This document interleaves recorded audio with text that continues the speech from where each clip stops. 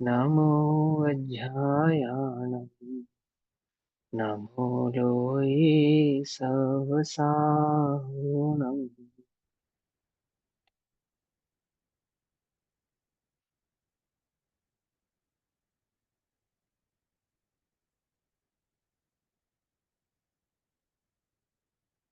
मंगलम भगवान वीरो मंगलम गौतमोगणी मंगलम कुंद कुंदार्द्यो जैन धर्मोस्तु मंगलम।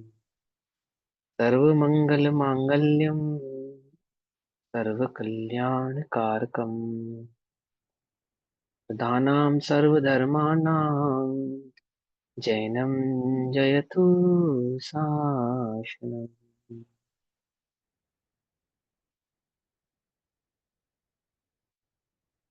सर्वव्यापेकचिद्रूप स्वरूपाय परात्मने स्वोपलब्धि प्रसिद्धाय ज्ञानानंदात्मने नमः।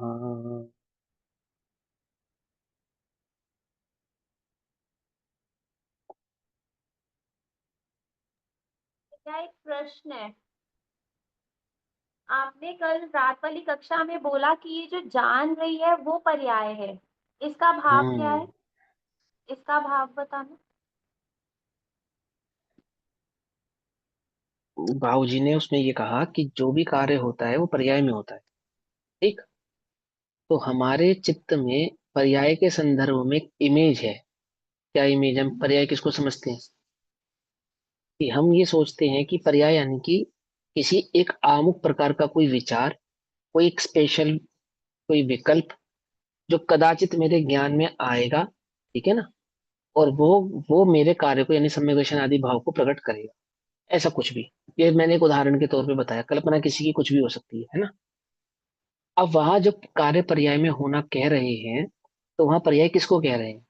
वहां पर्याय का मतलब क्या है कि ये जो अभी वर्तमान में ज्ञान है, ये क्या है? ये ज्ञान की पर्याय ही है। ठीक है ना? ये यही ज्ञान की पर्याय है। जो भी काम होना है ज्ञान की इसी पर्याय में होना है। जो भी काम होना है इससे अलग कोई और पर्याय नहीं है ज्ञान की जिसमें कोई मतिश्रुत कार्य होता ज्ञान। होगा। मतिश्रुत हाँ ज्ञान मत को पर्याय बोला। नहीं, आप एक बात समझो। ज्ञान को मतिश्रुत अवधि मन पर और केवल कहना, ये तो व्यवहार का कथन है। ठीक है ना? ज्ञान ज्ञान होता है। अभी एक बात बताओ, चलो आप इसको मतिश्रुत कह रहे हो, मतिश्रुत तो है ही, उसमें कोई बात नहीं, ज्ञान ज्ञान है। अब अपेक्षा से उसको मतिश्रुत कहा। जब सम्य दर्शन प्रकट होगा किसी भी जीव को, मतिश्रुत की अपेक्षा से ही समझ लो तो कौन से ज्ञान में प्रकट होगा? मतिश्रुत में ही होगा ना। अवधि मन पर्याय और में तो प्रकट होता नहीं। अवधि और मन पर्याय ज्ञान, केवल ज्ञान में तो कोई सहाय है ही नहीं। मोक्ष मार्ग में कोई कार्यकारी तो है नहीं। वो तो हो, नहीं हो तो नहीं भी हो। है ना? अब रही केवल ज्ञान की बात, तो यह केवल ज्ञान तो सम्यक दर्शन आदि का फल है। वह केवल ज्ञान तो आत्मानुभूति का फल है। जो आत्मानुभव प्रकट किया जीव ने पुरुषार्थ पूर्वक, उसका फल है। जो पुरुषार्थ होना है, जिस ज्ञान की पर्याय में ज्ञायक का दर्शन होगा, ज्ञान के जिस पर्याय में ज्ञायक का अनुभव होगा, ज्ञान की जिस पर्याय में ज्ञायक का निर्णय होगा, वो ज्ञान की पर्याय कौन सी है? वो कहाँ है वो ज्ञान की पर्याय जहां उस ज्ञायक का अनुभव पड़ा हुआ है? एक बात। दूसरी बात कि वो जो ज्ञान की पर्याय है वो आ कहाँ से रही है किसकी? जैसे लक्ष्य से लक्षण, लक्षण से लक्ष्य क्या नहीं होते? भिन्न नहीं होते। समय सारणी में अंतिम में हमने समझा, अंतिम अंतिम के कलशुन, कि लक्षण से लक्ष्य भिन्न नहीं होता। तो ज्ञायक का जो लक्षण है वो कौन है? ज्ञायक का जो लक्षण है वो कौन है? आत्मा का ज्ञान। लक्षण किसको बनाया? ज्ञान को ज्ञान बनाया। कहाँ है वो ज्ञान? अभी के कहाँ है वो अभी है। ज्ञान? हाँ, अभी के कहाँ अभी ढूंढूं है। उसको जाके? यही है ना। नहीं है। उसको जाके कहाँ मैं ढूंढूंगा, कहाँ उसका दर्शन करूंगा, कहाँ उसको जाके पकड़ूंगा? कहाँ छुपा है वो ज्ञान जहाँ मुझे इस ज्ञान का दर्शन होने वाला है? अरे ये वर्तमान की जो ज्ञान पर्याय है, ये जिसको हम उपयोग के नाम से भी जानते हैं, है ना? अभी जैसे आपने उसको मति श्रुत कहा, आदि आदि। तो बेसिकली क्या क्या कहना चाहते हैं कि वो जो ज्ञान की पर्याय यानी कि वर्तमान में जो तुम्हारा ज्ञानोपयोग है अभी, ये क्या है? ये ज्ञान की पर्याय है। और ये ज्ञान की पर्याय अपने को ज्ञायक स्वीकार करती है, पर्याय स्वीकार नहीं करती है। ये ज्ञान की पर्याय अपने को ज्ञान भाव से देखती है, ज्ञान भाव से अनुभूत करती है। और वहां ज्ञान भाव से देखती हुई, ज्ञान भाव से अनुभूत करती हुई ज्ञायक भाव मात्र अपने को स्वीकार कर रही है। उसका नाम है पुरुषार्थ। उसका नाम है भेद विज्ञान।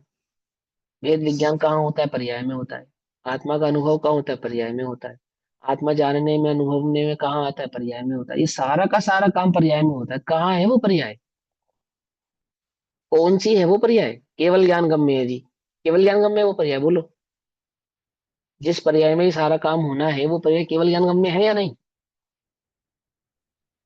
एक अपेक्षा से अभी तो मैं केवल ज्ञान जान एक गम्य अपेक्षा से, है। हाँ, एक अपेक्षा से। लेकिन ऐसा होने पर भी जो ये विचार करके बैठा है केवल ज्ञान गम्य है, उसको प्रकट होता नहीं,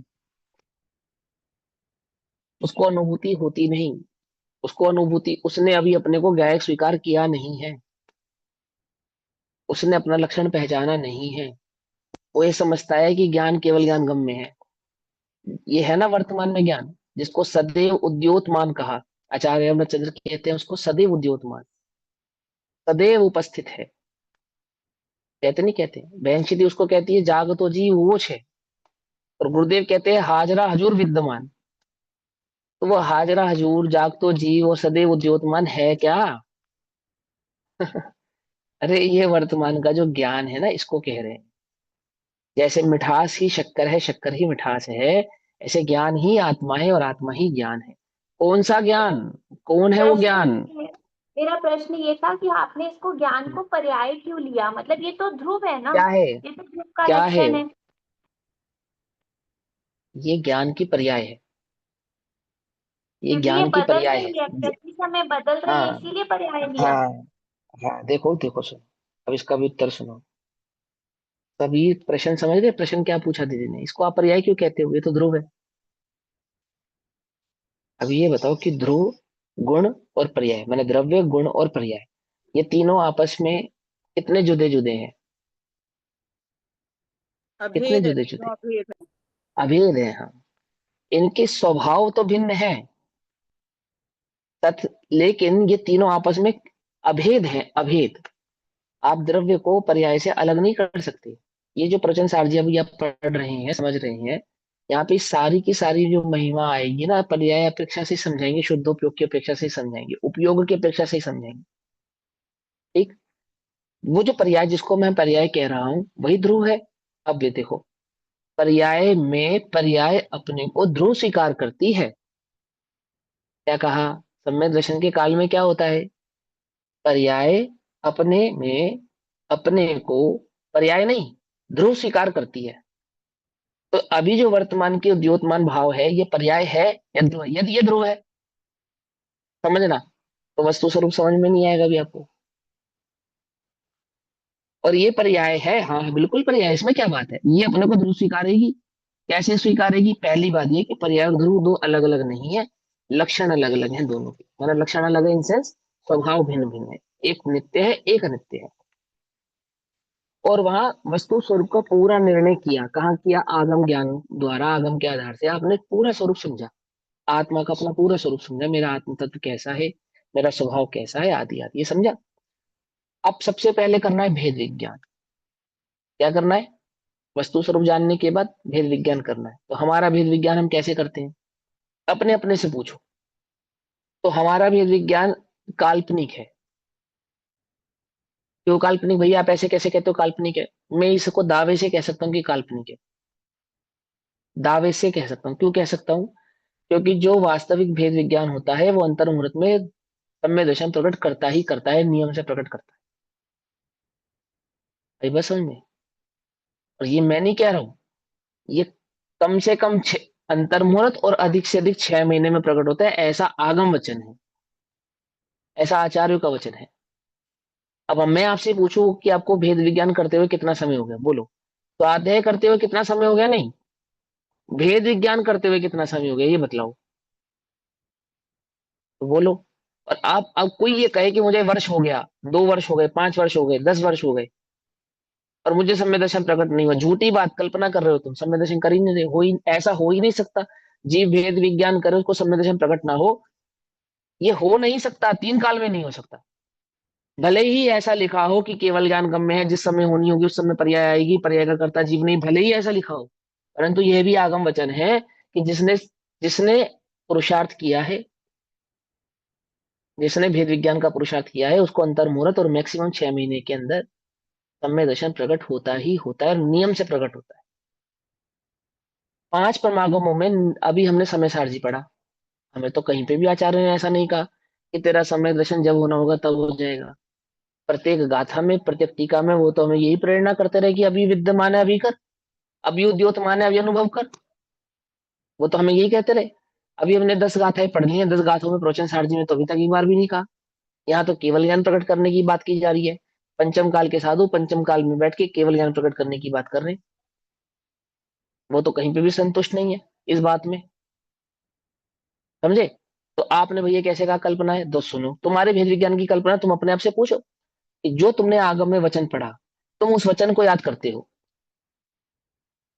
जो तुमने आगम में पढ़ा, जो तुमने श्री गुरु से सुना, श्री गुरु के मुख से सुना, तुम उसका सिर्फ चिंतन करते हो कि आज सुबह प्रवचन में मैंने क्या सुना था, ये बात बहुत बढ़िया लगी थी, अब उसको रिकॉल कर रहे हो माइंड के अंदर। ज्ञान माइंड में, अपने मन में, प्रवचन में सुनी हुई बात को, ठीक, और आगम में पढ़ी हुई बात को घुमाना, यानी चिंतन करना, चितारना, इसको भेद विज्ञान नहीं कहते, समझना पहले ध्यान से। ये तो भेद विज्ञान की भूमिका का पहला पहला स्टेप है कि आपने आगम वचन को याद किया, उसको अपने धारणा में लेकर आए कि मैंने क्या सुना था, क्या स्वरूप मुझे बतलाया गया था, ये धारणा ज्ञान कहलाता है। समझ में ये बात, नहीं समझ में क्या कहलाता है ये? धारणा ज्ञान। जैसे बच्चे को माँ ने कहा कि घर आधा किलो नींबू लेकर आना, तो वो ये धारणा करता हुआ जा रहा है, आधा किलो नींबू, आधा किलो नींबू, आधा किलो नींबू, आधा किलो नींबू। अब जैसे ही वो उस डेस्टिनेशन पे पहुंचा, तब तब उसके ज्ञान में दो बातें बनेंगी, एक नींबू, एक उसका वजन। समझ में ये बातें, समझ में? अब ऐसे ही धराओ, या वस्तु स्वरूप की तरफ आओ। तुमने आगम से समझा अपने वस्तु स्वरूप के, सपने स्वभाव के बारे में, मैं ज्ञान आनंद स्वभाव हूँ, आदि आदि आदि, पर का करता नहीं हूँ, जानता नहीं हूँ, और पर को जानने वाला नहीं हूँ, सौ ज्ञान मात्र को जानने वाला हूँ, आदि आदि सारी बातें आपने समझी। अब भेद विज्ञान करने आप बैठे, तो चितारते समय, चिंतन करते समय, वस्तु स्वरूप को पढ़ते समय, समझते समय, तो वो याद किया जाएगा, विचार किया जाएगा। लेकिन जब भेद विज्ञान होगा, वो भेद विज्ञान कैसे होता है? ज्ञान क्या है और ज्ञान में भेद क्या है, अर्थात ज्ञान क्या नहीं है, इसका स्वीकार करना, इसको स्वीकार करना। अब जैसे अभी ये जो ज्ञान भाव है, इसमें अभी जो वर्तमान में मेरा उपयोग है, इसमें ज्ञान क्या है और ज्ञान क्या नहीं है? क्या ज्ञान है और क्या ज्ञान नहीं है, बताओ। हमारे माइंड में, हमारे मन में, हमारी धारणा में ऐसा बैठा है कि जो मैं जान रहा हूं ना, जान रहा हूं, जो मेरे जानने में आ रहा है, वो जानने में आने वाला कोई परिणाम पर्याय है, कोई परिणाम। लेकिन ज्ञान के जानने में आने वाला जो भाव है, वो पर्याय है, या जिसके जानने में आ रहा है ज्ञान की, वो भाव, वो पर्याय है? बोलो। एक समय की पर्याय, ज्ञान की पर्याय कौन सी है? ज्ञान की पर्याय वह जो जान रही है, या ज्ञान की पर्याय वह जिसके जानने में, जो जानने में आ रहा है वो परिणाम? इसको मैं ज्ञान की पर्याय स्वीकार करूं। जो जान रही है। बात समझ में आती है नहीं समझ में आती है? कुछ समय के लिए अपने उपयोग को स्थिर करो, पहले निर्णय करो उपयोग मेरा लक्षण है या नहीं। मेरा उपयोग लक्षण है ना, है ना? कहाँ है वो उपयोग, कहाँ है वो उपयोग जो मेरा लक्षण है? जहाँ मेरी यही है रुचि या हो, नहीं है? जहाँ ना रुचि है वही ऐसे उपयोग है। नहीं, ये गड़बड़ कर रहे हो, गड़बड़ कर रहे हो, फिर गड़बड़ कर रहे हो। यही तो गड़बड़ है, यही बातों तो, यही बातें तो याद कर करके गड़बड़ कर दिया तुमने सारा कमाल। अभी जहाँ जो रुचि क्या होगी, जानकारी रुचि तो है ही ना पर में, रुचि तो पर में है ही उसकी, अनादि मिथ्या दृष्टि की। रुचि तो पर में है ही, उसको छोड़ो। यदि रुचि स्व में होती तो सम्यक दर्शन तो प्रकट हो ही गया होता ना, पर द्रव्यंते भिन्न आप में रुचि सम्यक तो भला है, होता ना, प्रकट होता हो तो। मैं ये कह रहा हूं वो लक्षण जिसको उपयोग, जिसको मेरा लक्षण कहा जा रहा है, वो उपयोग कहाँ है, अभी कहाँ है? अभी समझ में आता है अपना उपयोग? अभी पकड़ में आ रहा है अपना उपयोग? ये जो जानन भाव है, क्या ये मेरा उपयोग नहीं है? क्या यही मेरा लक्षण नहीं है?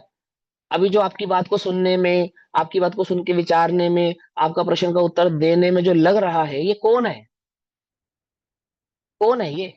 उपयोगी तो है, या कुछ और है? अच्छा, ठीक। और इस उपयोग का क्या नाम है? ज्ञानोपयोग। है या नहीं? ये जो ज्ञानोपयोग है, ये किसका लक्षण है? गायक आप का। समझना ध्यान से ना, गायक का लक्षण है ना वो ज्ञानोपयोग। जो गायक है वो अवक्तव्य है, जो गायक है वो सूक्ष्म है, जो गायक है वो केवल ज्ञानगम्य है, अनंत गुणात्मक, वो आत्म तत्व संख्यात प्रदेशी। लेकिन उसका जो लक्षण है वो व्यक्त है। कौन सा लक्षण व्यक्त है उसका? शक्कर का मिठास लक्षण व्यक्त है। ऐसे ही आत्मा का ज्ञान लक्षण व्यक्त है ना? कहाँ है वो ज्ञान? जब हम सोएंगे, जब हम ध्यान करेंगे, जब हम शिखर जी में होंगे, जब हम शास्त्र सुन रहे होंगे, अथवा जब हम मंदिर जी में होंगे, तब प्रकट होगा। अभी तब का प्रकट भी होगा। है, है अभी ना? का ये जिसने है। पकड़ में आ कभी रहा है नहीं आ मुझे रहा? छोड़ा हाँ। ही नहीं। हाँ, हाँ, अब मेरी बात को, ये मैं ये कहना चाहता हूँ, उत्तर देने में अपने उपयोग को लगाओ ही मत। पूरे उपयोग को पकड़ने में लगाओ। क्या कहा? कुछ बात समझ में नहीं? उत्तर देने में उपयोग को मत लगाओ, बिल्कुल जरा सा भी लगाने की आवश्यकता नहीं है। लेकिन इन शब्दों को सुनकर उस उपयोग को पकड़ने में लगाओ कि किसके जानने में आ रही है ये वाणी, ये शब्द, ये किसके जानने में आ रहा है? कौन है वो जिनको जान पा रहा है, पकड़ पा रहा है? वही तो मैं हूं, या कुछ और हूं? इस उपयोग में जो जानने में आ रहा है, चाहे वो शब्द ही क्यों ना हो, चाहे वह आगम वचन ही क्यों ना हो, क्या वह मैं हूं, या जो जान रहा है वह मैं हूं? ये तो खुली आंखों से बात है। उस आत्मा के तो आनंद की बात अलग करना, अभी तो स्वरूप को समझने की बात है। अब इस क्षण, इस काल में क्या बात है? स्वरूप को समझने की। इसको कहना भेद विज्ञान। बार बार बार बार अपने उपयोग को स्थिर करता है। कहाँ? कि मैंने सुबह समय सार जी की फलाना नंबर की गाथा में ये पढ़ा था, प्रचन सार जी की 80 नंबर की गाथा में ये पढ़ा था, नियम सार जी की 35 नंबर की गाथा में ये पढ़ा था। यहाँ अपने उपयोग को स्थिर करना है। यहाँ करना है क्या उपयोग को स्थिर? अरे वहां से तो स्वरूप समझने के बाद इस नतीजे पे पहुंचा, ओहो ये जो प्रवर्तमान ज्ञान है, इसको उपयोग कहते हैं। ये ज्ञान मेरा लक्षण है, और इस ज्ञान में जानने वाला जितना भी भाव है वह मैं नहीं हूं। ये जो जान रहा है यह मैं हूं। अब क्या करे? बार बार बार बार उपयोग को सिमेटता है। कैसे सिमेटता है? ये उपयोग बार बार जानने में जाता है, वहां जानने से हटाकर जानन भाव में लाता है। कौन लाता है? कौन करता है ये सब काम? ये सब काम कौन करता है? ज्ञान उपयोग करता है या स्वयं, नहीं करता है ना? ज्ञान ये स्वयं स्वयं ज्ञान ही करता कर रहा है। है ना। हाँ। जितना भी काम करेगा, जितना भी काम होगा, जो भेद विज्ञान होगा, जो भी विज्ञान प्रकट किया जाएगा, वो सारा का सारा कहाँ होगा? ज्ञान में ही होगा। ज्ञान में ही जानने में आएगा, ज्ञान में ही अनुभूति होगी। पुरुषार्थ भी ज्ञान ही करेगा, तो प्रकाशक भी ज्ञान ही है। हे उपाधि भी ज्ञान करता है, मुख्य गुण भी ज्ञान करता है। ज्ञान करता है ना? कौन सा ज्ञान करता है? मुख्य गुण हे उपाधि। वो जिसके पास शास्त्र का बहुत ज्ञान है वो, या वो ज्ञान जिसने अपने लक्षण को पहचान लिया है, ओहो जानना मेरा भाव है, अन्य कुछ मेरा परिणाम, मेरा भाव नहीं। समझा? भेद विज्ञान समझा रहा हूं मैं आपको, आपकी कल्पना के भेद विज्ञान से और इस भेद विज्ञान में अंतर समझ लेना। आप स्वयं स्वयं समझ लेना। बार बार अपने उपयोग को क्या करता है? सूक्ष्म करता है। सूक्ष्म करता है अर्थात स्थिर करता है, ठहराता है। कहाँ ठहराता है? ये जो जान रहा है ये मैं हूं, और ये जो जानने में आ रहा है ये स्वभाव मैं नहीं हूं। इसको कहते हैं भेद विज्ञान। फिर इसी उपयोग को समेटते समय कई प्रकार के विकल्प उत्पन्न होते हैं। जैसे लोक संबंधी, पर्याय संबंधी कोई उत्कंठता हो जाना, तीव्र कषाय हो जाना। उस तीव्र कषाय को समेटने के लिए विचार करता है। क्या विचार करता है? इसी उपयोग में, वो जो धारणा में किया था कर्मबद्ध पर्याय का, कि लोक का कोई भी कार्य मेरे करने से नहीं होगा। होने वाले समस्त परिणामों की, समस्त कार्य की, समस्त पर्याय कैसी है? नक्की है, केवल ज्ञान गम्य है, मैं उनका करता नहीं हूं। क्या कहा? मेरे करने से नहीं होगी, ऐसा करके अपने उपयोग को क्या करता है? निर्भर करता है। बार बार ऐसा निर्णय करने से उपयोग क्या होता है? ज्ञान क्या होता है? निर्भर होता है। क्यों होता है? क्योंकि ज्ञान में एक ही भार है, बस एक भार, एकमात्र। क्या? कर्तृत्व का भार। क्या समझे? इस कर्तृत्व के भार ने ही बाकी अन्य भारों को जन्म दिया। एकत्व, ममत्व, कर्तृत्व और भोक्तृत्व बुद्धि कहां से जन्मती है? मैं नहीं करूंगा तो कैसे होगा? कैसे करूंगा? समझे? पहला पहला काम किया, ज्ञान में झलकने वाले भावों से एकत्व तोड़ा।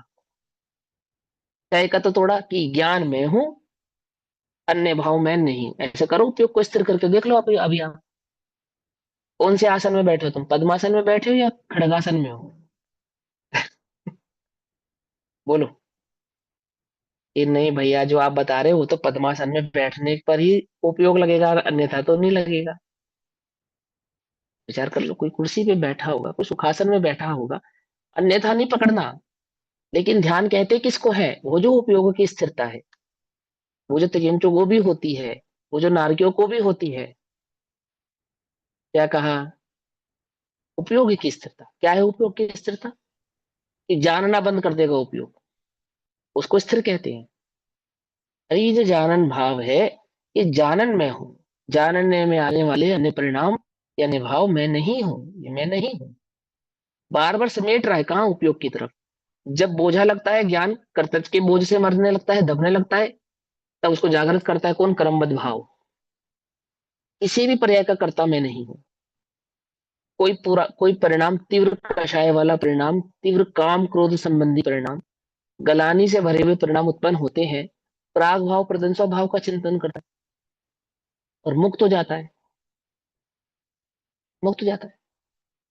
अभी कुछ देर पहले मैं इतना क्रोध कर रहा था, इतने काम संबंधी परिणाम थे, इतने विषय कषायों के मेरे परिणाम थे, मैं आत्मा हूं। प्राग भाव प्रदंसो भाव का चिंतन किया, उस कषाय से मुक्त हुआ और उपयोग को फिर से लगाने लगा। कहाँ? कहाँ लगाने लगा फिर? एक ज्ञान भाव में हूं, अन्य कुछ नहीं। एक जानन भाव में हूं, अन्य कुछ नहीं। समझ में आई बात? नहीं समझ में आई? या नहीं समझ में? ये जितना भी तुमने सिद्धांत सीखा, चाहे वो पर्याय संबंधी सिद्धांत सीखा, गुण और द्रव्य संबंधी सिद्धांत सीखा, क्रमबद्ध आदि के भाव के बारे में सीखा, और ज्ञान ज्ञेय के संदर्भ में सीखा, ये सब किस लिए सीखा था? ये तो ज्ञान को निर्भर करने के लिए सिखाया जाता है। ज्ञान का वास्तविक निर्णय करने के लिए सिखाया जाता है। उस ज्ञान को तुम गेयो से ना पकड़ो, ज्ञान भाव से पकड़ो, ये बात समझाने के लिए सारा निर्णय कराया जाता है। बात समझ में आती है? नहीं समझ? और फिर इसी बात को पंडित टोडरमल जी भी कहते हैं, परिणामों की संभाल करो। तो किस परिणामों की संभाल करो? जब हम ये बात पढ़ते हैं या सुनते हैं कि परिणामों की संभाल करो, तो हमारे चित्त में परिणाम माने क्या?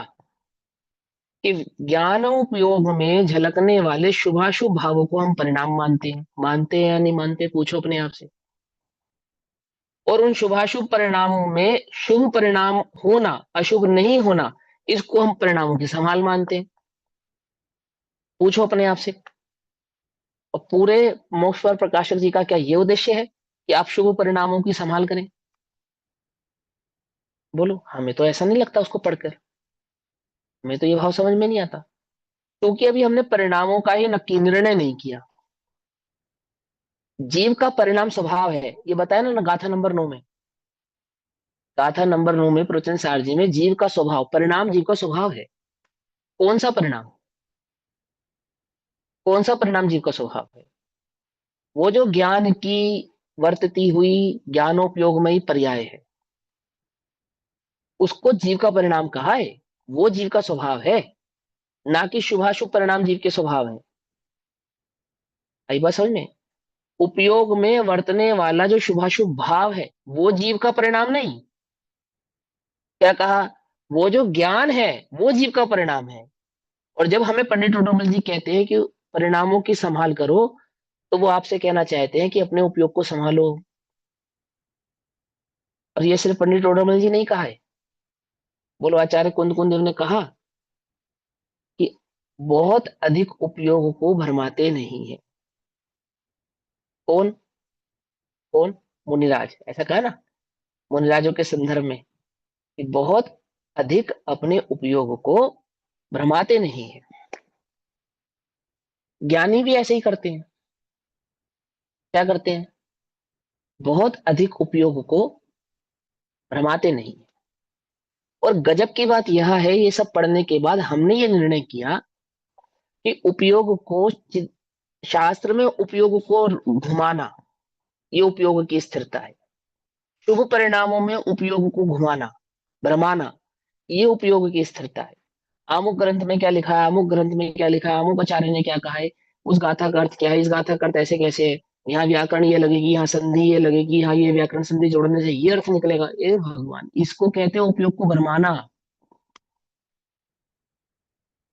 और वे बहुत अधिक उपयोग को भरमाते नहीं है। तो क्या करते हैं? उपयोग की स्थिरता क्या है, किसे कहते हैं उपयोग का स्थिर होना?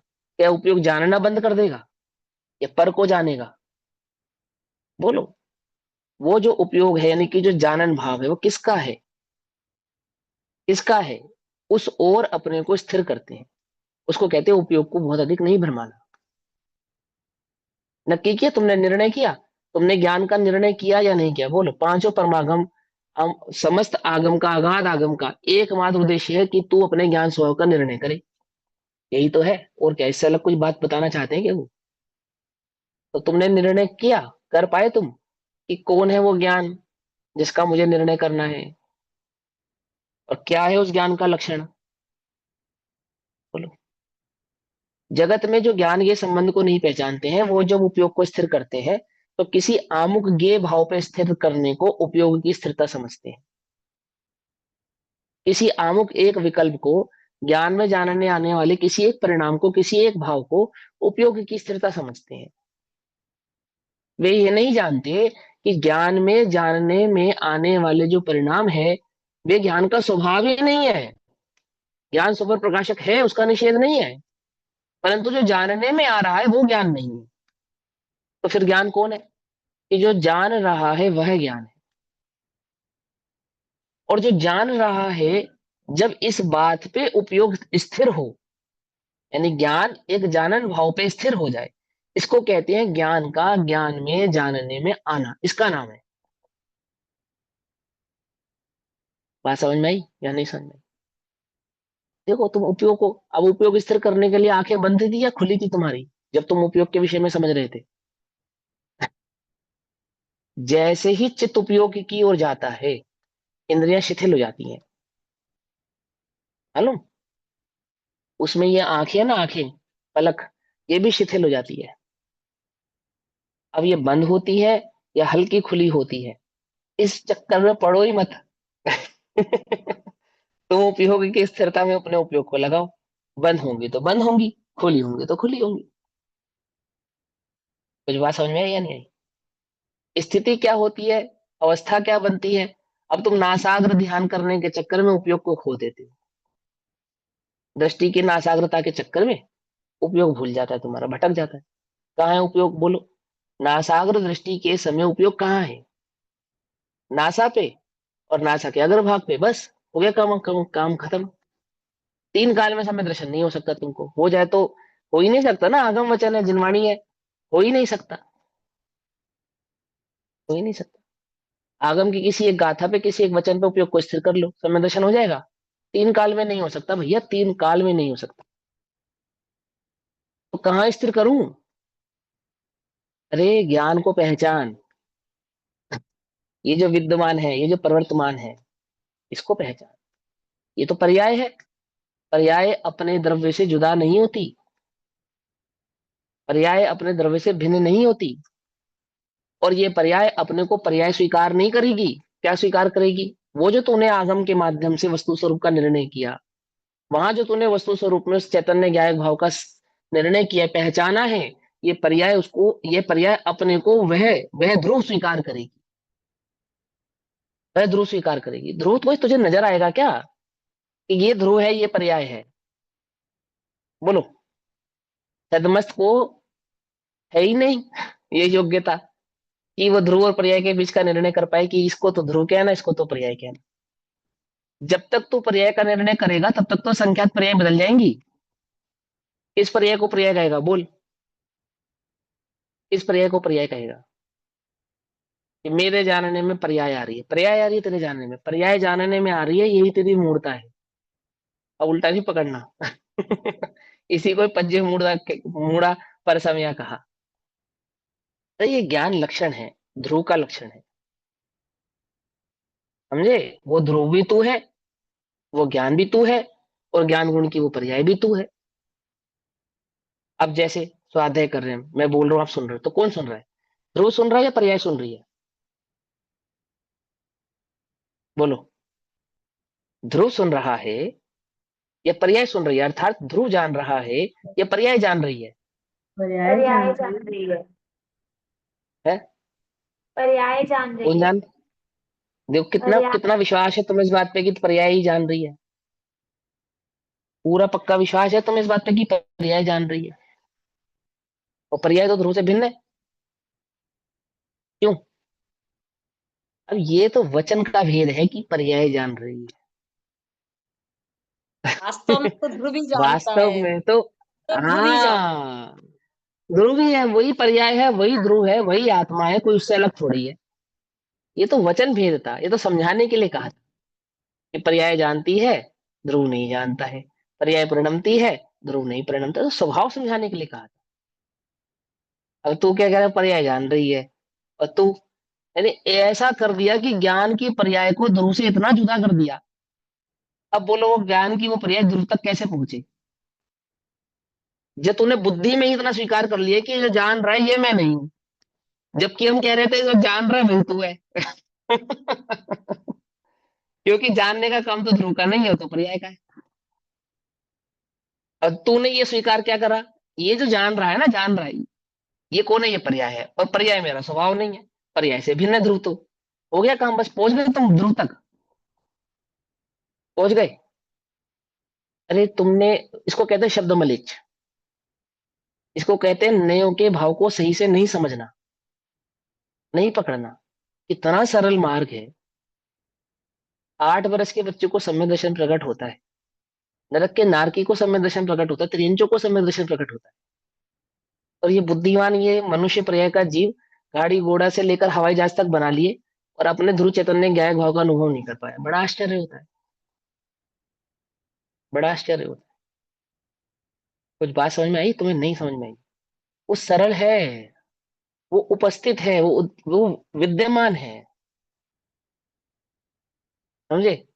इसको खोज रहे हो आप? इसको खोज रहे हो, खुद को खोज रहे हो? खोज रहे हो, नहीं खोज रहे हो? कहाँ हो आप? ये जो खोज रहा है ये कोई और है, और जिसको खोज रहे हैं वो कोई और है। बस अब तो कभी भी तुम्हारी खोज पूरी नहीं होगी, कभी हो ही नहीं सकती है। ये मैं देह नहीं, ये मैं विचार नहीं, ये मैं विकल्प नहीं। ये जो जानन भाव है, सहज जानन जानन जानन जानन जानन जानन जानन जानन भाव है ना, ये जानन भाव, यह मेरा लक्षण है, यह मैं हूं। स्थिर होकर देखो, ना समय दर्शन प्रकट हो तो कहना, कहने का मौका ही नहीं पड़ेगा मेरे भाई, अवश्य ही प्रकट होता है, अवश्य ही प्रकट होता है। अब इतना सहज है, इतना सरल है, तो इतना सब कुछ क्यों पढ़ रहे हैं? अरे उसके स्वभाव का निर्णय करा रहे हैं। अभी तुझे पता नहीं है ना, ज्ञान कितना अनादि का मिथ्या दृष्टि ज्ञान है ना, इसको निर्भर करना जरूरी है। इसलिए ये सब समझाया जा रहा है, मैंने ना क्रमबद्ध पर्याय आदि आदि। जब तुम उपयोग को समेटोगे, स्थिर करने बैठोगे, तो तुम्हें इसी प्रकार के विकल्प सताने वाले हैं। कर तत्व के, भोग तत्व के, आदि आदि, ये सब विकल्प तुम्हें सताएंगे। तो कौन क्रमबद्ध पर्याय तुम्हारा निवारण कर देगी? और मैंने सुबह ऐसा किया, कल ऐसा किया, परसों ऐसा किया, आदि आदि उपयोग संबंधी विकल्प आएंगे, तो प्राग भाव प्रदन स्वभाव तुम्हारा निवारण कर देंगे। और मैं अनादि से क्यों नहीं कर पाया? इतना सरल मार्ग था। अरे तो ध्रुव है, ऐसा का ऐसा ही है, कभी तुझे क्या नहीं हुआ, रंच मात्र भी दोष तुझमें उत्पन्न नहीं हुआ। ऐसा त्रिकालिक का ध्रुव स्वभाव तेरा निवारण करेगा। माने कुल मिला के उपयोग को भ्रमाने के जो अनेक कारण हैं, उस उपयोग को भ्रमाने के अनेक कारणों का निवारण है ये जो हम स्वाध्याय कर रहे हैं। और हुआ उल्टा कि जो निवारण थे उन निवारणों में ही उपयोग को भरमाने लगे। अर्थात जो तलवार अपनी रक्षा के लिए उठाई थी उसी तलवार से क्या किया, अपनी ही गर्दन काट ली। समझे या नहीं समझे? इसको कहते हैं शब्द मलेच्छ, इसे कहते हैं शिवशम ज्ञान का राग। समझे? इसे कहा कि जिन वचन तो सभी के लिए समान बरसते हैं और करेले में जाके कड़वा, वो बरसात का पानी, और आम में जाके मीठा हो जाता है।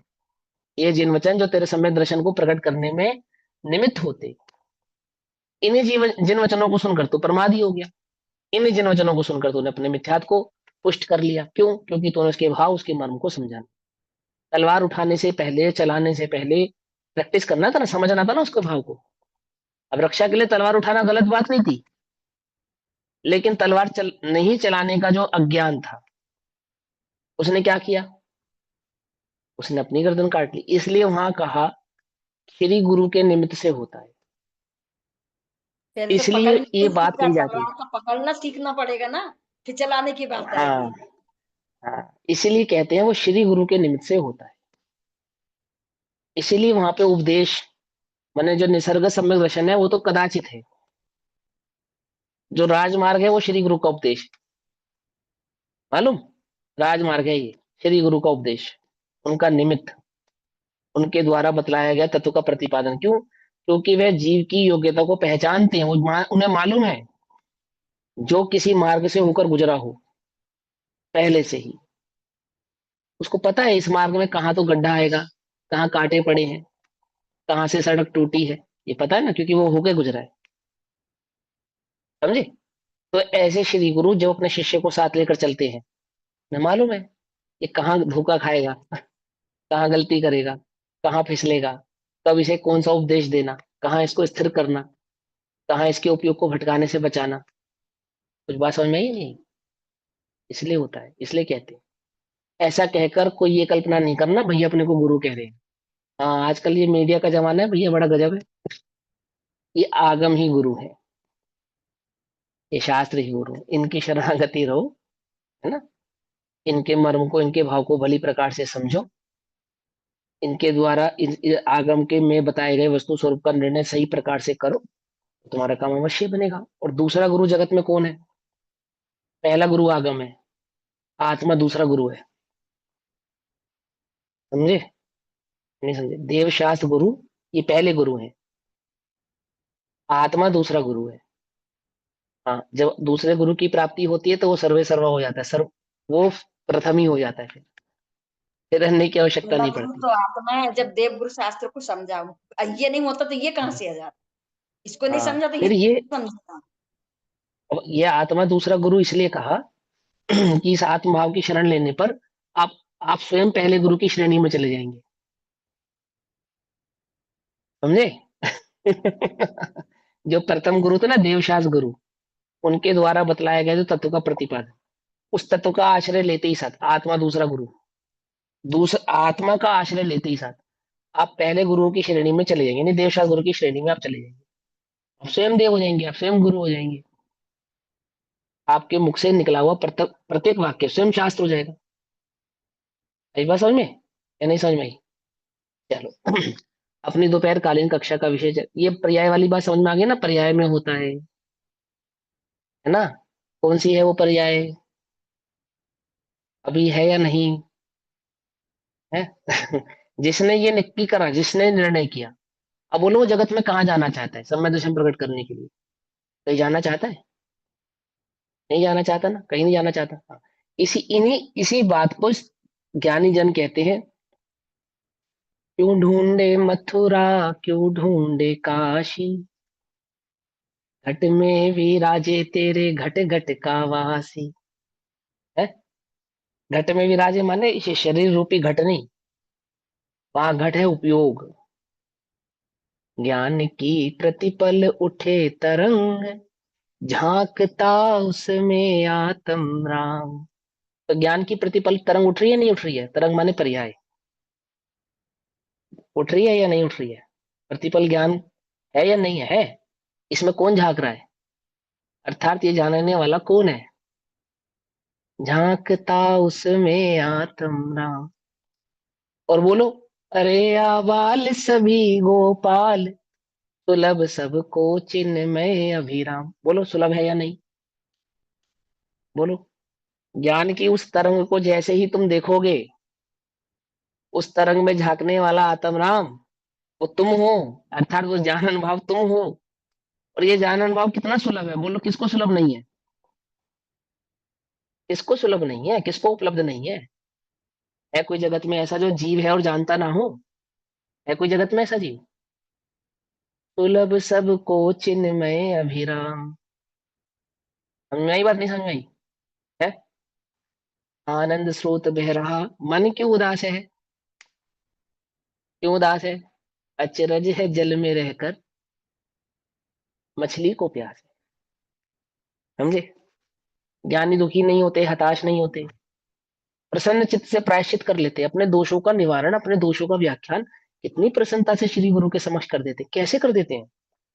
ज्ञान में झलकने वाले परिणामों को अपना नहीं मानते, एक ज्ञान भाव को अपना मानते हैं। क्या कहा? ज्ञान में झलकने वाले, जानने में आने वाले उन शुभाशुभ परिणामों को क्या नहीं मानते? अपना नहीं मानते। और एक सहज ज्ञान भाव को उसको अपना मानते। झट कह देते, सरलता से कह देते। समझ में आई बात? नहीं समझ में आई? हम्म? कि उपयोग खाली कर देते हैं, रखते नहीं। कैसे करते उपयोग खाली? अपना नहीं मानते, कदाचित हो तो श्री गुरु के समक्ष जाके कह देते हैं, बस खाली। आई बात समझ में? बहुत दुखी हो, बहुत बोझा हो तुम पे, बहुत परेशान हो, तुम देख लेना, देख लेना तुम्हारे उपयोग में, बस तुम्हें उपयोग की खबर नहीं है, बस यही है और कुछ नहीं है, और कुछ नहीं है दुख, और कुछ नहीं है दुख, कुछ नहीं है मिथ्या दर्शन। इतनी सी बात है। वर्तते हुए उपयोग में उपयोग की और उपयोग का ना होना, और इस उपयोग में झलकने वाले परिणामों की दृष्टि होना, यही इस जीव के संसार के दुख का कारण है, बस। और दूसरा कोई कारण नहीं, कोई कारण ही नहीं है। कहाँ है? बस समझ में या नहीं समझ में?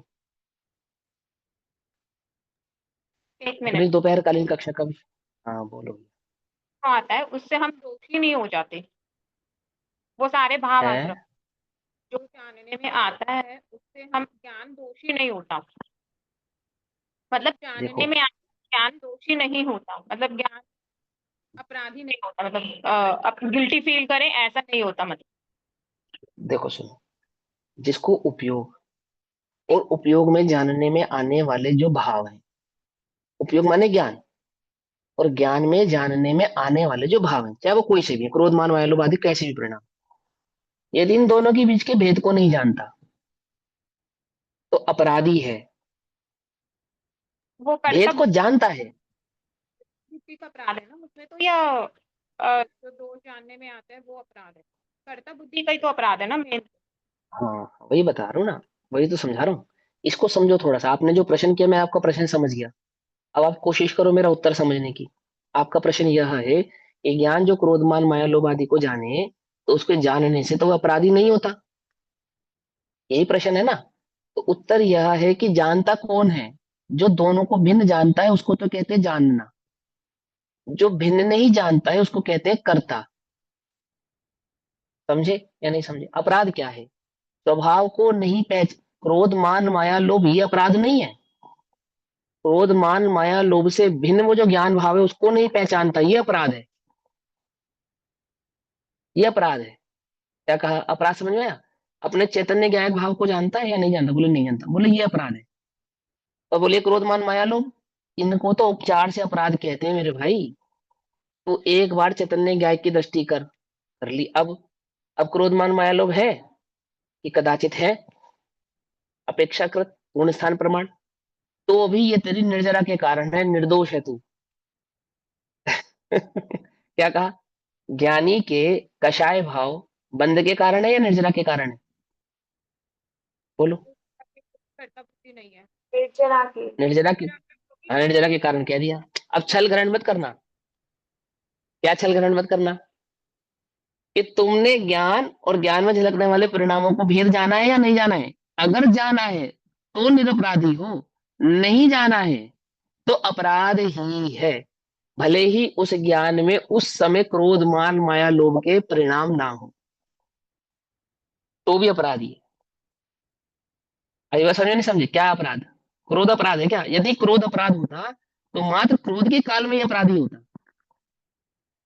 लेकिन वो ज्ञान सदैव अपराधी है जिसने अपने को क्रोध मान माया लोभ आदि परिणामों से भिन्न नहीं पहचाना है। इसलिए वो द्रव्यलिंगी कैसा है? वो सूक्ष्म कषायों में वर्तने वाला वह द्रव्यलिंगी अपराधी है, अपराधी है। अभी बात समझ में या नहीं समझ में आई? है? ज्ञान स्वभाव का निर्णय करे वो। अब और भी किसी का कोई प्रश्न है तो बोलो भैया, आज तो कक्षा ऐसी हो गई पूरी। चलो, अपनी दोपहरकालीन पाठ्य कक्षा का नंबर विषय चल 8 ही रहा ले है लो एक बार। श्री प्रवचन सार जी। और श्री प्रवचन सार जी का स्वाध्याय हम सभी आचार्य अमरचंद्र देव द्वारा रचित तत्व प्रदीपिका और आचार्य जयसेन द्वारा रचित तात्पर्य वृत्ति टीका के आधार से कर रहे हैं। इस श्रृंखला में गाथा नंबर 9 पढ़नी है ना हमको, 8 पढ़नी है। आप 9 पे आ गए थे ना? पढ़नी तो 9 है, लेकिन मैं कहती अभी टाइम ज्यादा नहीं है तो 8 ही रिवीजन कर लेते हैं ना एक बारी। नहीं नहीं नहीं, ऐसा कुछ नहीं। तो गाथा नंबर 9 का भाव हमको आज समझना है। गाथा नंबर 8 में आचार्य देव ने हमसे समझाया कि वो जो उपयोग है ना, उपयोग, वो उपयोग जहां तन्मय होता है वही जीव का, वही जीव हो जाता है। शुद्ध हो तो शुद्ध कहलाता है, और अशुभ हो तो अशुभ कहलाता है, और शुभ हो तो शुभ कहलाता है। क्यों क्यों ऐसा क्यों? क्योंकि उपयोग जीव का लक्षण है। क्या मतलब? यानी ये कहना चाहते हैं कि उपयोग ही जीव है, जीव ही उपयोग है। कहाँ है वो उपयोग? इस उपयोग की बात चल रही है तो वो बहुत सूक्ष्म है भैया, वो हमारी पकड़ में नहीं आता है। जो प्रेजेंट वर्ड पर है अभी के अभी। ये जो अभी वर्त रहा है इसको उपयोग कहते हैं। इसका नाम है ज्ञान उपयोग। समझे? ये जहां रथ है, अभी तुम अशुभ कहलाओगे, शुभ कहलाओगे, शुद्ध कहलाओगे, अशुद्ध कहलाओगे, क्या कहलाओगे बोलो? पूछो अपने आप से इस गाथा के आधार से। यदि तुम जिन वचनों में समझने में अपने उपयोग को लगा रहे हो तो इसी समय तुम शुभ भाव वाले कहलाओगे, या आत्मा शुभ कहलाएगा। और इसी समय भेद विज्ञान करके उस चैतन्य ज्ञान भाव की दृष्टि कर ले तो शुद्ध कहलाएगा। उपयोग जहां वर्तता है आत्मा वैसा ही कहलाता है। अब वह उपयोग के भाव को समझाने के लिए आचार्य देव गाथा नंबर 9 कहते हैं, और 9 में भाव में समझाते हैं।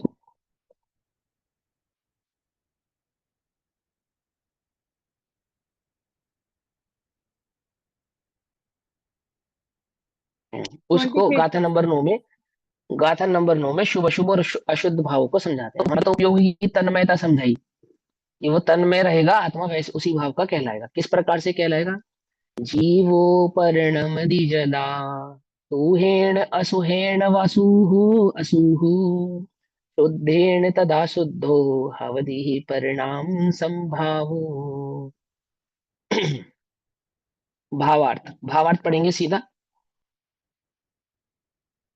तत्व प्रतिपीका जी का भावार्थ, पेज नंबर 20, 20 नंबर पेज पे भावार्थ। आत्मा सर्वथा कूटस्थ नहीं है। सर्वथा कूटस्थ नहीं है मतलब कहने का क्या तात्पर्य है? कि जिन्होंने उस पर्याय को आत्मा से बिल्कुल ही अलग कर दिया है ना, उनकी उस मिथ्या मान्यता का निराकरण कर रहे हैं कि वो कूटस्थ नहीं है, कि आपने जानना आत्मा का स्वभाव है स्वीकार करते करते, और जानन भाव को पर्याय मानकर आत्मा जानता ही नहीं है, इस नतीजे पर आ गए आप। इस नतीजे पर पहुंचे आप कि जानना पर्याय का काम है, आत्मा का जानना काम नहीं है। द्रव्य जानता नहीं है, पर्याय जानती है, और पर्याय में हूं नहीं, मैं तो द्रव्य हूं। तो क्या सिद्ध हुआ? मैं जानता हूं या नहीं जानता हूं? समझे या नहीं समझे? आपने पर्याय को द्रव्य से कितना जुदा कर दिया? इतना जुदा कर दिया कि वो जानन भाव की पर्याय थी उसको भी स्वीकार नहीं किया। ये क्या कहते हैं? आत्मा सर्वथा कूटस्थ, जड़ नहीं है, जड़ नहीं है। हाँ, किंतु स्थिर रहकर परिणमन करना उसका स्वभाव है। स्थिर रहकर परिणमन करना अर्थात वो जो जानन भाव ज्ञान, जो उस द्रव्य का स्वभाव है, वो जानन भाव ही रहने वाला है। जानने में आने वाले प्रभावों से एकत्वपना धारण करने पर भी, मानने पर भी एकत्व उनसे करता नहीं है, ऐसा इसका स्वभाव। अर्थात अपने जानन भाव को कभी छोड़ेगा नहीं। जो उसका स्वभाव है, जो उसके गुण है, उसके गुणों का जो कार्य है, उसको कभी नहीं छोड़ेगा।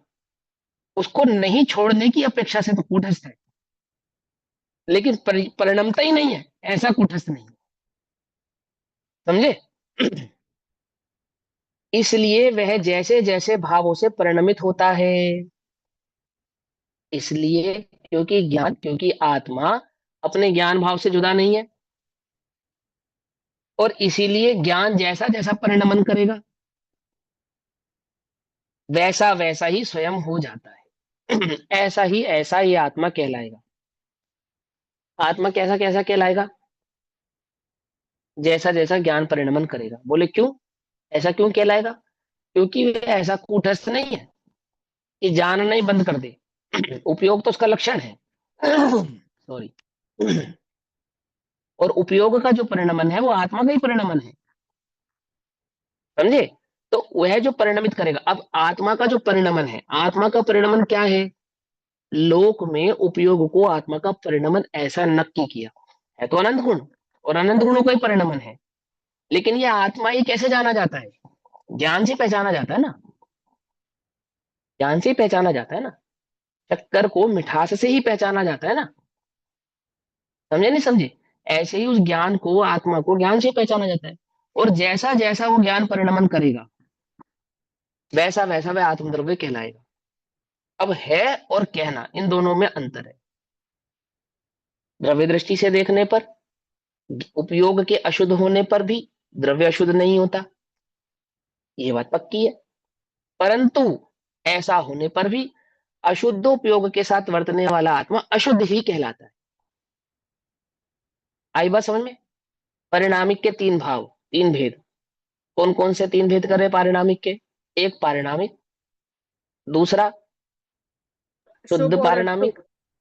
और तीसरा अशुद्ध पारिणामिक। किए नहीं किए? तीन भेद किए ना? किए किस अपेक्षा से किए? उपयोग की अपेक्षा से किए, है नहीं, है तो एक ही। लेकिन जो भेद किए जा रहे हैं, जो बतलाया जा रहा है, वो उसकी परिणति की अपेक्षा से, यानी कि उपयोग के परिणमन की अपेक्षा से पारिणामिक के तीन भेद कहे जाते हैं। होते नहीं है, होते नहीं है। परिणाम योग में कहे ना, तीन प्रकार का पारिणामिक समझाया ना वहां आपको। अशुद्ध समझाया, शुद्ध समझाया, और पारिणामिक वो समझाया, तो सहज पारिणामिक समझाया। जीवत से वाला वो होता है। हाँ, जीवत्व की अपेक्षा से समझाया, जो जीवत जीव का की सहज अपेक्षा सबका से। समान है। और दो उपयोग की अपेक्षा से समझाए, एक वो जिसने शुद्ध पर्याय को प्रकट किया, एक वो जिसने प्रकट नहीं किया। किसके आधार से प्रकट करना है? किसके आधार से प्रकट करना है? वो तो होगा तो द्रव्य के आधार से ही, लेकिन वो उपयोग की अशुद्धता की अपेक्षा से। जितना भी वर्णन है, जीव को कहीं अशुद्ध कह रहे, कहीं शुद्ध कह रहे, कहीं शुभाशुभ भावों वाला कह रहे हैं, जीव को ही कह रहे हैं ना, किसी और को तो नहीं कह रहे ना। क्यों कह रहे हैं? उसके उपयोग की अपेक्षा से कह रहे हैं। हाँ, ये बात बिल्कुल पक्की है। जिसको शुद्ध भाव में परिणमित होना हो, जिसको अपने उपयोगों को शुद्ध भाव में लगाना हो, वो क्या करे? अपने सहज शुद्ध भाव को पहचाने, पहचाने। लेकिन नहीं पहचानता तो शुद्ध होता हुआ भी अशुद्ध कहलाता है। जो शुद्ध जाने आत्म को वह शुद्धता को प्राप्त हो, अविशुद्ध जाने आत्म को अविशुद्धता को प्राप्त हो। तो शुद्ध आत्मा अविशुद्धता को कैसे प्राप्त हो गया? वो त्रिकाली ध्रुव, त्रिकाली शुद्ध भगवान आत्मा, अनादि निधन, वे अविशुद्धता को कैसे प्राप्त हो गया भैया? ऐसे कैसे प्राप्त हो गया? कि उपयोग की अशुद्धता से। बंध अधिकार में क्या कहते हैं? इत्यादि वस्तु के मिलाप सो न बंधे जी, बंधे एक रागाधिक अशुद्ध उपयोग सो। उपयोग में वर्तने वाले जो राग द्वेष आदि भाव हैं, उन राग द्वेष भावों का जो एकत्व परिणाम है, एकत्व भाव है, उस उपयोग के साथ जो एकत्वपना है, वह इस जीव के बंध का कारण है। उपयोग माने, उपयोग माने ज्ञानो उपयोग, दर्शनो उपयोग। कहाँ है वो ज्ञानो उपयोग और दर्शनो उपयोग? कहाँ है अभी तुम्हारा उपयोग कहाँ है? इसी उपयोग की तो बात कर रहे हैं। यही उपयोग तो बंध का कारण है, यही उपयोग निर्बंधता का कारण है। यही उपयोग अशुद्ध कहला रहा है, यही उपयोग शुद्ध कहला रहा है। इसी उपयोग को तुम्हें क्या करना है? क्या करना है? यही उपयोग ज्ञायक का निर्णय कराता है। इसी उपयोग में सम्यक दर्शन प्रकट होता है। इसी उपयोग में केवल ज्ञान प्रकट होता है। इसी उपयोग को तुम पहचान नहीं रहे। उद्योतमान है या नहीं है? विद्यमान है या नहीं है? बोलो, हाजरा हजूर विद्यमान है या नहीं है ना? है ना? और इसी ही की उपेक्षा करते आए हैं अभी तक, कल्पनाओं में। कल्पना है ना, कल्पना, ज्ञान की, उपयोग की, ज्ञानोपयोग की, सम्यक दर्शन की, पर्यायों की, कल्पना है, कल्पना। कल्पना। जो जागता जीव उबोश था, जो विद्यमान था, उसको तो छोड़ दिया, और ज्ञान में झलकने वाले, आने वाले उन परिणामों में रमण करता रहा, उपयोग को भ्रमाता रहा। अब देखो, आप तुम खुद देखो, उपयोग का भ्रमाना और उपयोग का स्थिर होना, क्या अंतर है दोनों में? ज्ञान में झलकने वाले जितने भी परिणाम है, उनकी ओर दृष्टि करोगे, उपयोग भ्रमित होगा ही होगा। और मात्र सहज ज्ञान की ओर दृष्टि करोगे तो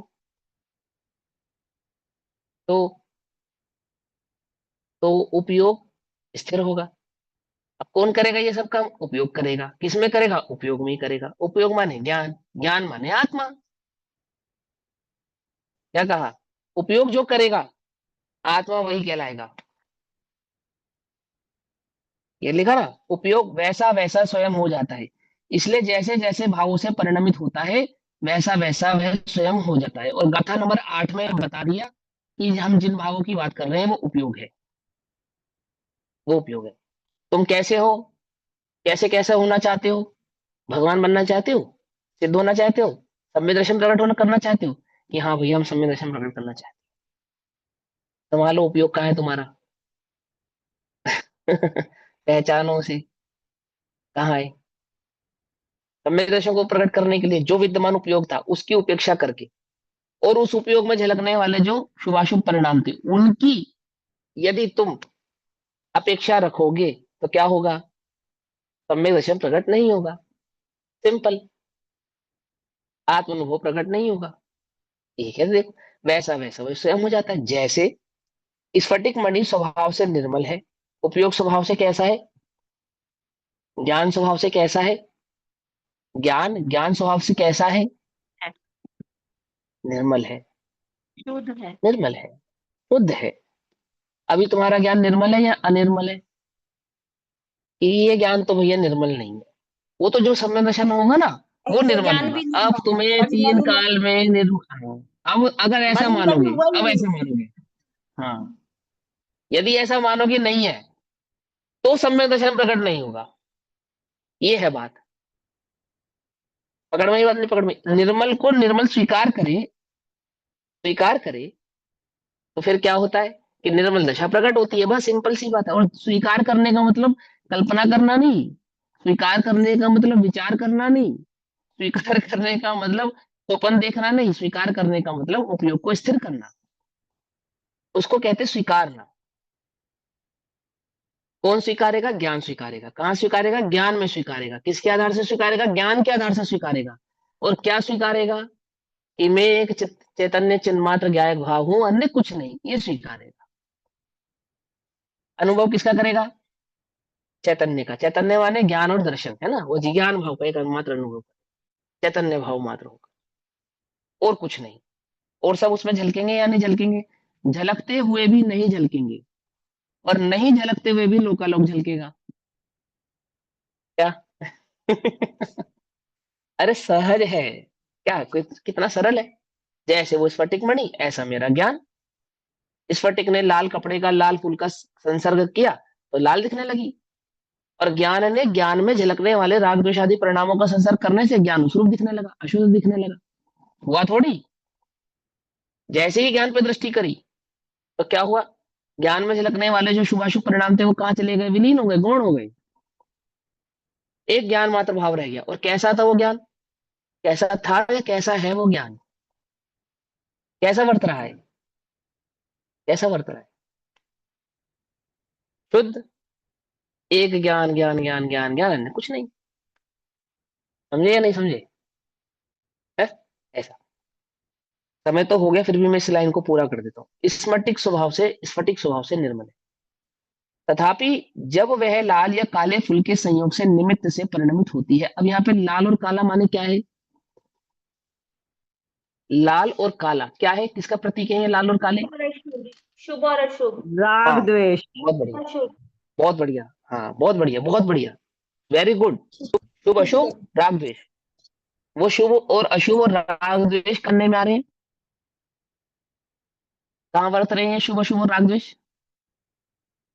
कहाँ बाहर बरत रहे हैं, बाहर। जल्दी बोलो ना। एक अरे प्रेजेंट करने पर्याय। पर ये करते हैं। ये गड़बड़, हाँ यही तो गड़बड़ है।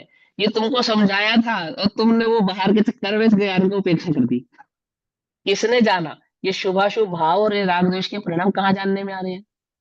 ये ज्ञान में ज्ञान में जानने में आ जान। रहे हैं ना, ज्ञान नहीं आ रहा है। है ना? हाँ इनको मत जानो, ज्ञान को देखो बस, ये हो गया शुभ, ये हो गया शुद्ध तुम्हारा, बस खत्म हो गई बात। संयोग, लाल और काला संयोग क्या है?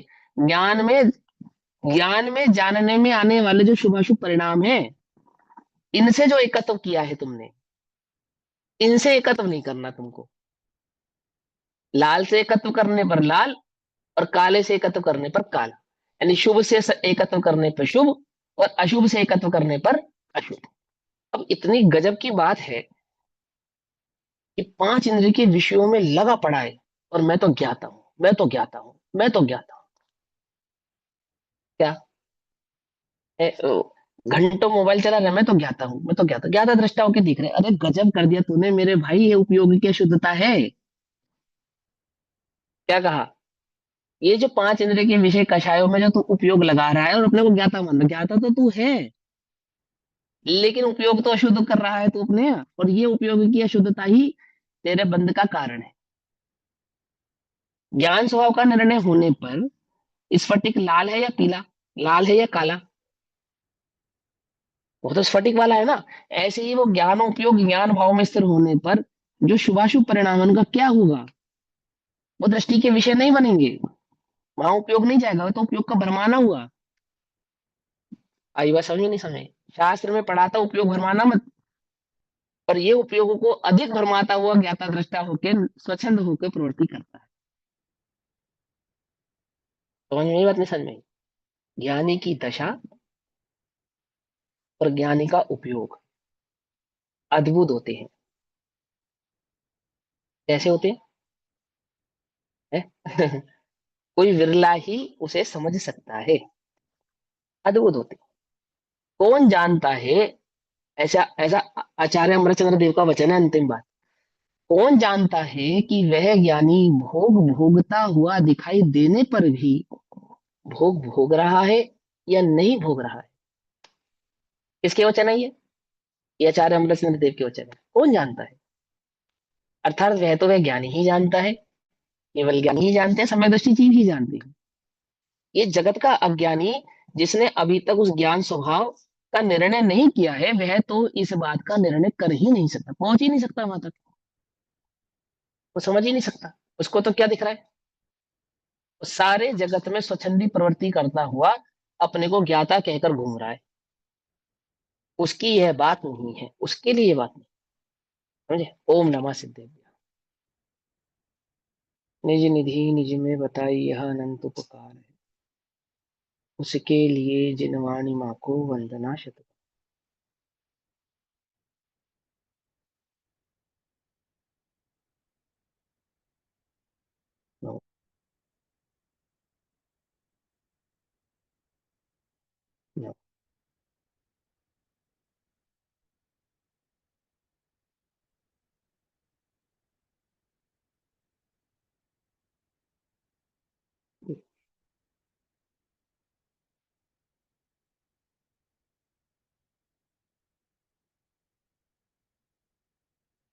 जय जिनेन्द्र सभी को। जय जिनेन्द्र।